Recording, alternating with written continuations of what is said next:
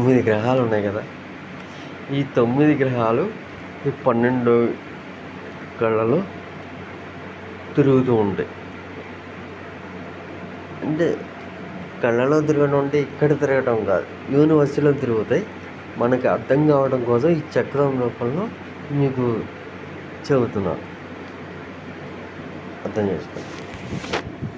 కాబట్టి ఇప్పుడు మేషరాశి, మేషలగ్నంతో మొదలవుతుంది. అలాగే 12వ మీనరాశి, మీన లగ్నంతో ముగుస్తుంది ఈ చక్రం.